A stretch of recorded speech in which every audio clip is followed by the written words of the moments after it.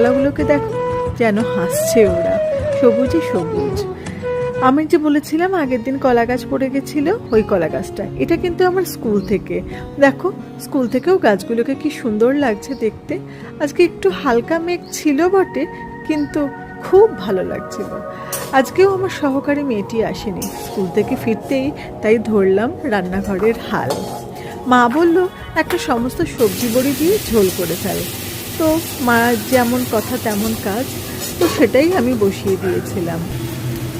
একটু সমস্ত সবজি দিয়ে দিয়েছিলাম, বেগুন, পটল, যা যা আনাজ ছিল আর কি, সব দিয়ে বড়ি দিয়ে, আর একটু জিরে গুঁড়ো, ধনে গুঁড়ো।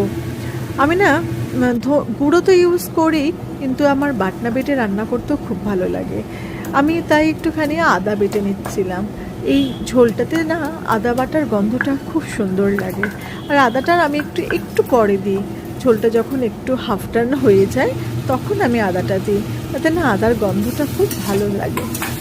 সমস্ত সবজি দিয়ে বড়ি দিয়ে ঝোল তো, আর আদার সঙ্গে আমি একটুখানি আবার গোলমরিচও দিই। তোমরা কি এরমভাবে করো? আমাকে একটু জানিও। আর মা আমাকে বলেছিল যে আজকে একটুখানি মা রান্না করবে, মায়ের একটা প্রিপারেশন। যাই হোক, মা আজকে করেছিল আলুর দম। মা সেটাই রান্নাঘরে এসে করছিল। আজকে হেডসেট চলে এসেছে আমার রান্নাঘরেতে। কেমন লাগলো আমার ভিডিওটা? একটু ভালো লাগলে প্লিজ একটা লাইক, শেয়ার, কমেন্ট করো। থ্যাংক